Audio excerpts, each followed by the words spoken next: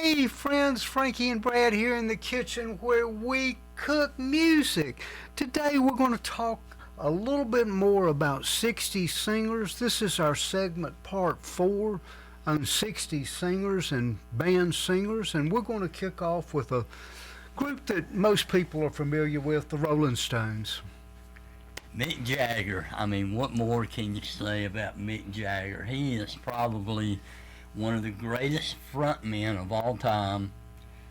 Maybe not the greatest singer, but he knew how to work an audience. Yes, he did. Still does. And there are some classic tunes that, golly, all the Satisfaction. The Last Time. Oh yeah, The Last Time, great song. Honky Tonk Woman. Honky Tonk Woman was a song that actually...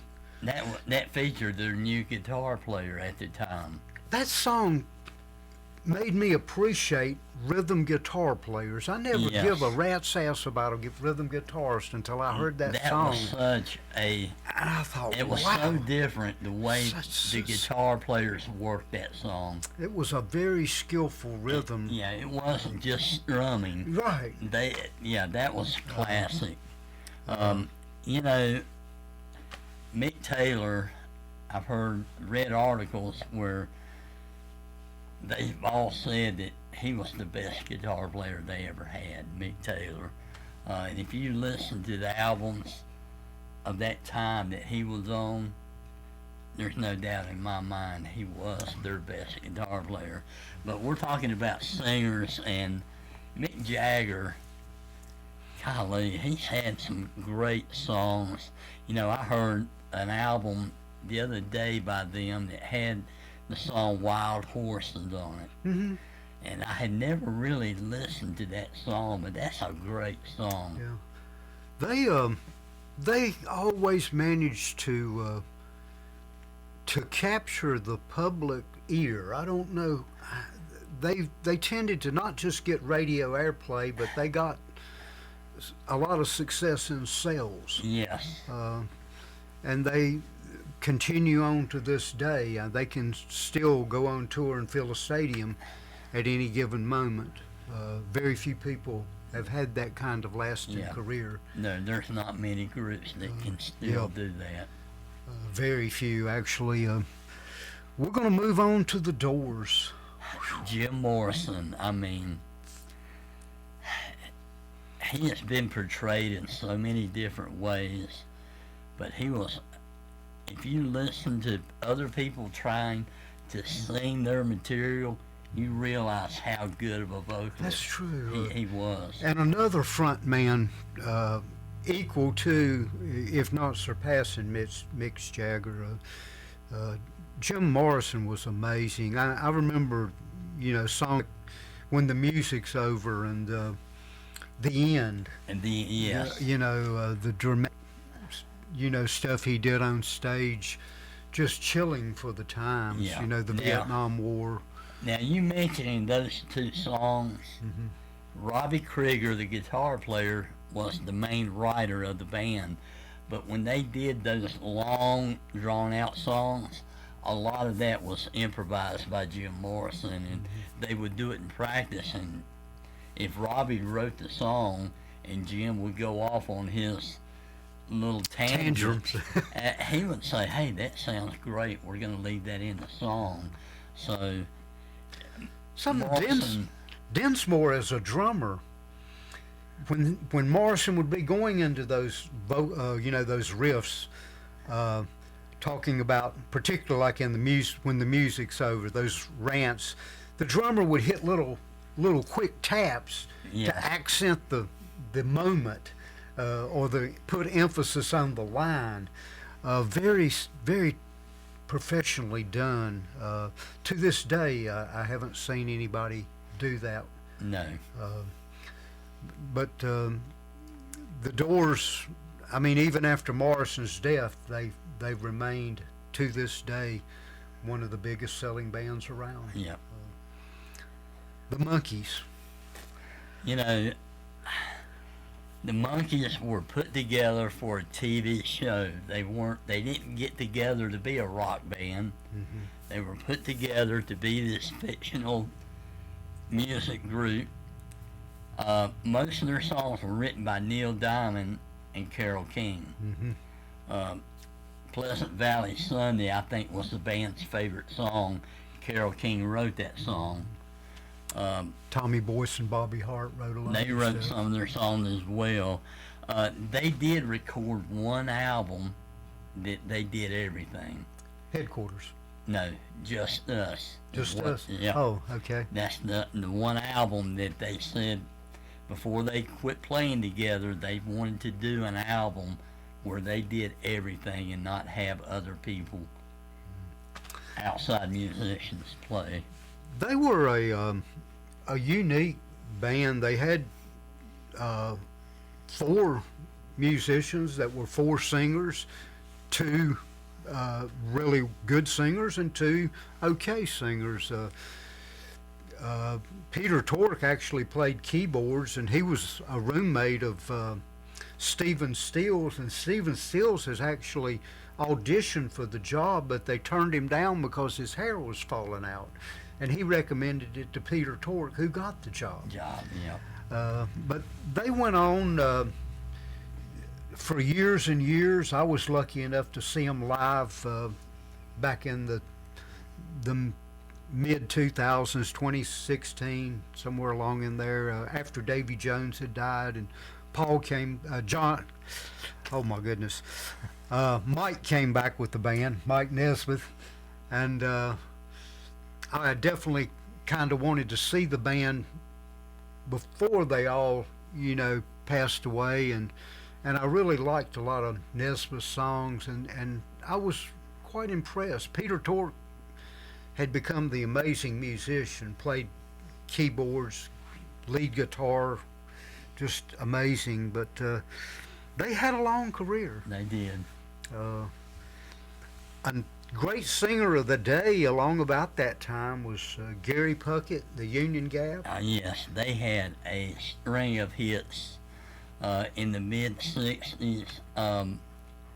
Young Girl. I mean, they had a bunch of hits, and Gary Puckett, for some reason, after they ran out of hits, just disappeared. I have not seen or heard anything about him. I'm not even sure if he's still alive. Mm-hmm. So many of those bands, many were successful enough that they could take the money and go home. Others got dropped by the label and ended up getting day jobs, and were never heard of in the music industry again. Right. We're going to move on to the Bee Gees, a very, very successful 60s band, 70s, 80s, 90s. Now they did something that I saw only the Beatles do. They started out as a pop band, and then were able to change with the times. Mm-hmm. Where the Bee Gees started out as a pop band and were able to jump right on top of that disco rage, and I guess they were the kings of the disco, as far as white men. Yeah, Saturday Night Fever put them on the map. The early Bee Gees, I had their first 4 or 5 albums. That's where they had a drummer and another guitar player. And they were a 5-piece band, I believe. Yeah. And they were just outstanding. Did a lot of, from New York Mining Disaster to Love Somebody. They had a lot. Massachusetts, I Started a Joke. These are songs that were so poetic. If you just read the lyrics, it's like a poem. And then they did Saturday Night Fever, and we're going to leave it at that. Blood, Sweat, and Tears. Another group that came out in the 60s, they were, them and Chicago were the only 2 groups that had a horn section. And actually were able to write good pop songs that made it on the radio and became hits. You Made that's Me true. So Very Happy was one of their, That's a good point. The 50s, so many of the songs in the 50s were horn orientated. yes, And then the Beatles come along and it become a guitar orientated. But then Chicago, and Blood, Sweat, and and Blood, Tears, Sweat, and they Tears. both had horn sections, and it worked. And they were able to pull it off. And Chicago and Blood, Sweat, and Tears, their music was very similar as far as for the type of soft sounds that they produced with catchy Yeah. leads. But David Clayton Thomas, the vocalist, he had a voice that fit their style of music, and I think that's the hardest thing to get with a band, to get a vocalist that seems to fit right with what you're doing musically. Their first single was "And When I Die." And When I Die, that was another big hit. But they would they do 2 or 3 albums? You know, I think that they still actually tour. Really? David Clayton Thomas is still alive, and from what I have read, they still do, about 100 shows a year. So they're still involved in some form. Didn't David Clayton Thomas do some solo stuff at one time? Yes. Yeah, he sure did. So I'm not sure how many original members are still there, but they still play. Great. The Grassroots, they were everywhere when we were Young, yes. when we were young, 16, 17. Yeah, they had a string of hits. I'm not sure what the singer's name was, but again, They were everywhere. they were Midnight everywhere. Confession, They Crimson had and Clover. they had a lot of Temptation Eyes. They just had a string of hits that they actually turned down a job at the White House. I think it was Nixon's daughter who was a big fan and they were very much against the war in Vietnam, and that's why they did not play. So that got them in the news. As it should have. Donovan, wow. Somebody that, One of the last great folk artists. I had every album Donovan did. A lot of his stuff was, I had in the car on 8-track, 4-track. One of the greatest songwriters of the 60s, hung out with the Beatles, went to India with the Beatles. Great songs from Colors to Hurdy-Gurdy Man, Season of the Witch. His first song, Catch the Wind, I think he was 15 years old when he did that song.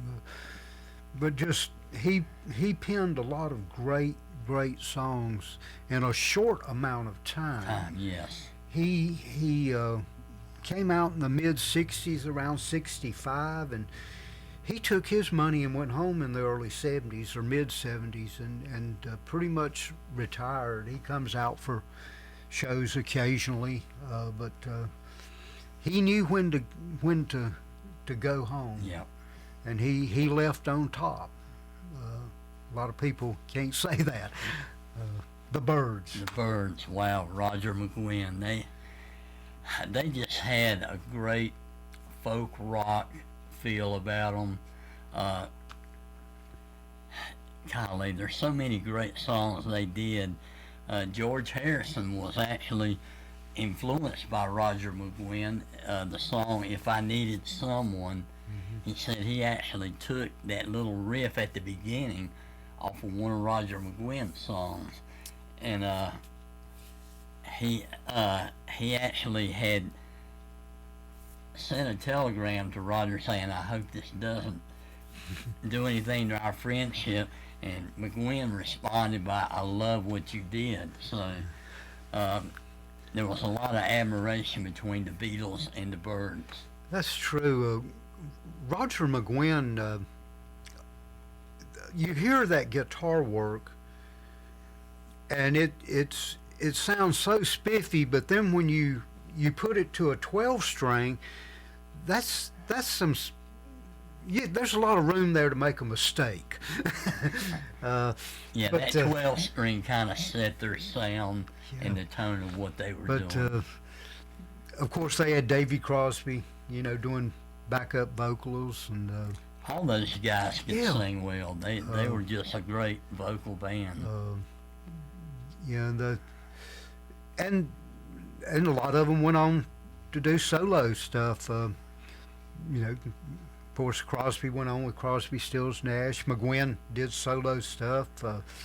One of the guys that later played with them formed a country band. Gosh, I can't think of his name offhand. He went on and OD'd. I think him and Emmylou Harris were working together, and I think he OD'd on heroin. But I swear I can't remember his name. Some of you out there comment. Graham Parsons. Yes. Graham Parsons. But the Byrds, they were somewhat in the same trend as maybe the Lovin' Spoonfuls had that folk rock sound. They actually took a Bob Dylan song, Mr. Tambourine Man, and made a huge hit out of it. Yeah, I don't know of the folk rock era. Nobody really, I don't think, accomplished what the Byrds did in their own independent sound. You could hear about anything by them and know it was them. They had captured their own sound. Moving on to the Who. The Who, Roger Daltrey. I listened to the early Who's material, and I really liked it. It was songs like Happy Jack. Yeah. Those songs, Call Me Lightning, they were the beginning of them progressing to where they ended up. When you hear The Real Me, where Daltrey is just shredding his voice, that is such a classic. Behind Blue Eyes has been covered by a lot of people. Just a beautiful, beautiful song. But the Who is another one of those bands that became legends. Yes. They played stadiums throughout, and in fact, I think they're on tour as we speak. They probably are. They, Pete Townsend said he doesn't tour because he wants to. He feels that he has to keep his other bandmates, keep their head above water. And, for a guitarist, Peter Townsend is really an underrated guitar player. He never got the recognition, that he deserved, because, quite frankly, Roger Daltrey was such a good vocalist, he overshadowed everybody in the band. I will say that I went to see the Who, and I was not a huge Who fan. And there are two bands that I've done that to. The Beach Boys were another one. After seeing both those groups live, I was a huge fan of, because they sounded better than their records. Yeah, they were. I've seen the Who a lot live, probably half a dozen times, and they always delivered. I ceased to be amazed that of the many times I saw the Who, Daltrey's microphone never went out, and he would twirl that microphone with the cord, and I kept thinking, man, sooner or later that tape's going to come undone, and that microphone's going to hell in a handbasket, but it never happened. He must have had some strong duct tape. But we're going to move on to a band that was quite a big success when they come out. But short-lived. But then the singer went solo and became astronomical, and that's the first edition with Kenny Rogers. Kenny Rogers in the first edition. If you're not familiar with Just Dropped In, Yeah. to see what condition my condition was in. That was a huge hit in the 60s.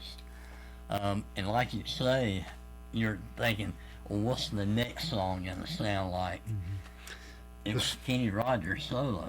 Yeah, I'm not. The first album and maybe the second were called the First Edition before they added Kenny Rogers' name. The second album had "Don't You Know I Loved You," and I think a country singer wrote that. I want to say Mel Tillis, but another great song. And then of course Kenny Rogers went solo after that, phew, wow. and the rest is history. Yeah, he became a huge crossover artist, country artist, rock artist, TV. I forgot about the TV show. Yes.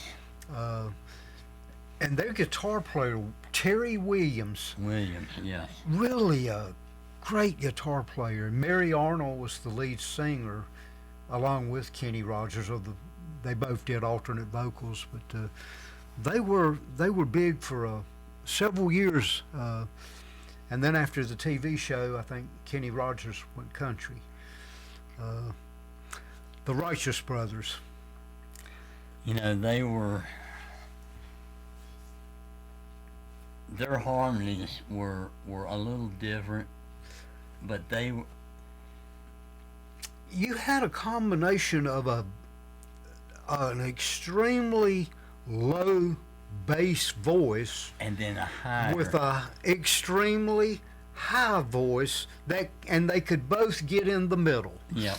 And I think the Righteous Brothers, more than anything, their music was upfront vocals. Yes. They were respected by a lot of the soul artists of the day who were also more vocalists than a guitar type band. Right. But the Righteous Brothers, they had a couple of course, Enchanted Melody and You've Lost That Loving Feeling. Yes, they were huge hits. They were on all the shows of the day, Ed Sullivan, etc. We're going to end it with Chicago. Chicago. We mentioned them earlier. One of the first rock bands to have a full horn section. Guitar player, singer Terry Cott. I loved his voice. Color My World. Of course, he died in a tragic shooting accident, cleaning a gun, and didn't realize it was loaded. But back in their first early albums, golly. They are a band that almost, you could say, had two careers. Their early careers with the horns, they received lots of airplay and sold lots of albums, and then they kind of had a break, several years, and then MTV came along and they came back with a different sound. Yep.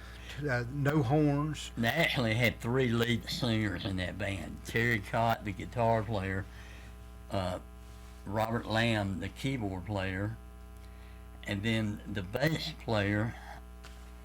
I can't think of his name either. But he went on and had a huge solo career. But they were very good vocalists. Terry Cott was a great guitar player. I loved hearing him solo. But yeah, they are one of the few horn-oriented bands that I would actually listen to. I'm not a huge fan of a bunch of horns. The same here. I'm not a horn fan. They were very tasteful in what they did. I don't know which of those guys in the horn section wrote all those parts, but they were very well done. Yeah, it was some complex arrangements. Yes, they were. I put them, in the category for being very complex, kind of like Rush. Maybe Rush a little more technical. Yeah. But their stuff was very technically arranged, much more than a rock band. Right. Anything you want to add, Brad? No, I think for part four, that was a good grouping of artists. A lot of great singers. I think we got a couple more shows. We ended up with a large list of The singers. 60s was just such a time Yeah, that's for music, and we're not just saying that because we're old and lived it. We're saying that because it was true. it was true. Yes. It was a time of great people, and we're just kind of paying a little tribute to some of them. And as always, please subscribe to our site. Give us a couple of thumbs up. We'd like to thank you for watching our video and taking the time out of your day. And as always, you have a great day. Thanks again.